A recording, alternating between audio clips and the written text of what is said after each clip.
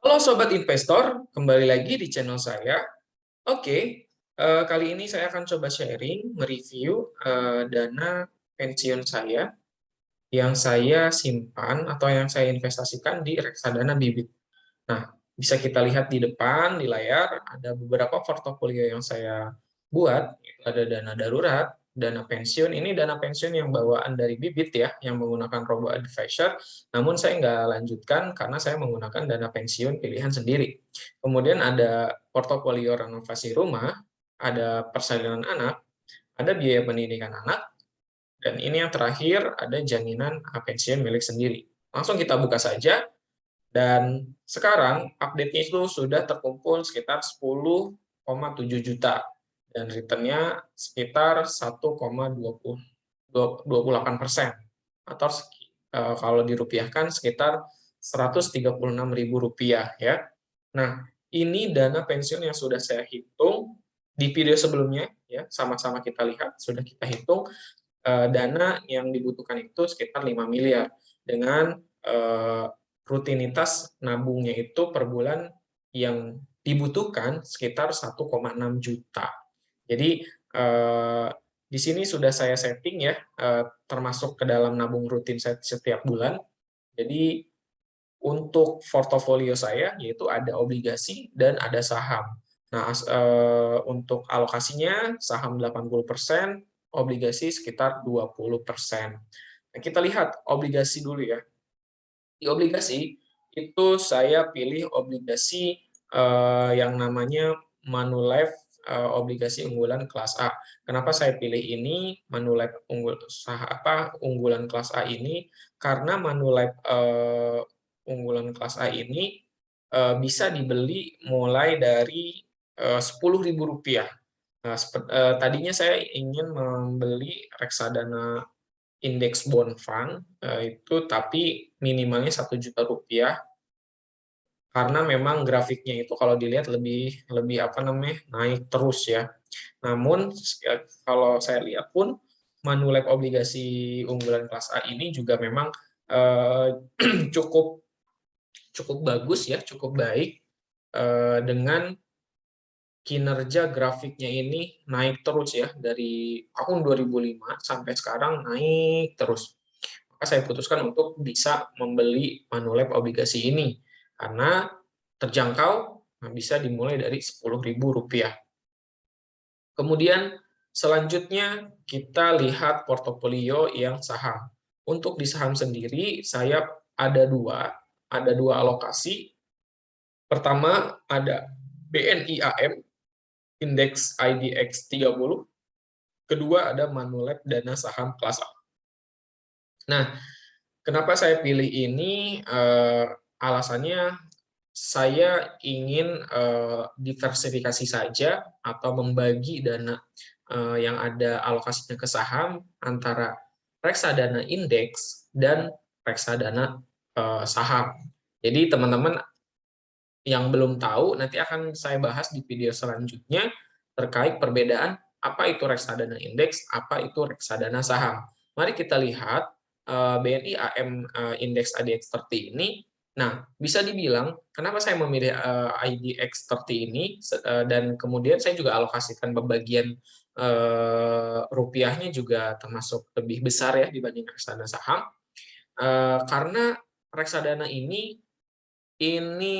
reksadana yang menggambarkan IHSG atau mirip dengan IHSG.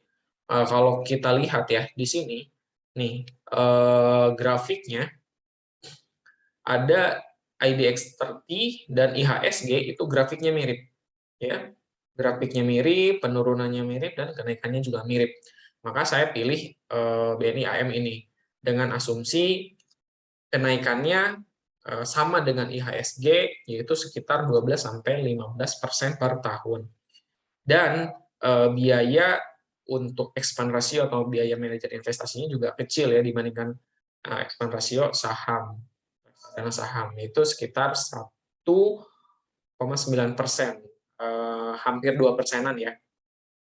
Nah, kemudian kita lihat reksadana saham yang Manulife dana saham ini. Nah, ini berisi saham-saham yang aktif diperjualbelikan. Kalau yang tadi IDX30 itu saham-saham yang memang menyerupai atau menopang IHSG. Kalau Manulab ini berbeda dengan IHSG. Dia ada alokasi-alokasi tertentu, pemilihan-pemilihan tertentu, meskipun memang beberapa sekitar 3-40% itu diisi oleh bank-bank berkapitalisasi pasar yang besar seperti BBNI, BBRI, BMRI, BBCA, bahkan ada bagian dalam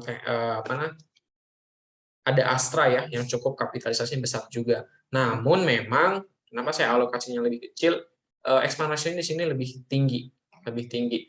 Kemungkinan kedepannya juga mungkin akan saya switching atau saya carikan reksadana yang lain untuk supaya mengimbangi reksadana pensiun saya. Sini ya, bisa dibaca expense ratio mengukur seberapa besar biaya yang dikeluarkan untuk mengelola reksadana. Maka semakin kita banyak memilih reksadana saham, maka expense ratio-nya juga memang relatif lebih tinggi. Kita lihat return dari keseluruhan ya. Ini besar, sekitar 13%. Kalau kita bandingkan dengan IDX30,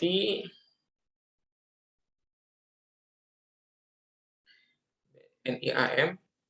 Nah, untuk BNI AM ini memang sebenarnya rada mirip-mirip ya dengan indeks, tapi masih kalah ya dalam satu tahun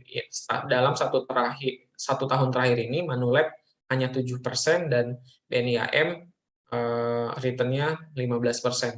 Nah, kenapa saya bagi supaya itu tadi diversifikasi untuk mengimbangi antara reksadana satu dengan yang lainnya. Oke, itu isi dari reksadana yang ada dalam portofolio pensiun saya. Mudah-mudahan teman-teman bisa mulai dari sekarang ya, bisa menghitung dan menentukan alokasi untuk dana pensiunnya.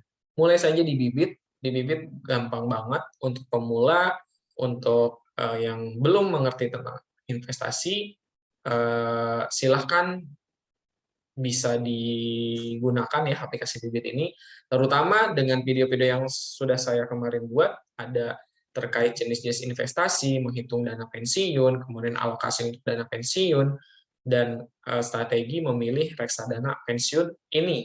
Saya bukakan portofolio dana pensiun saya.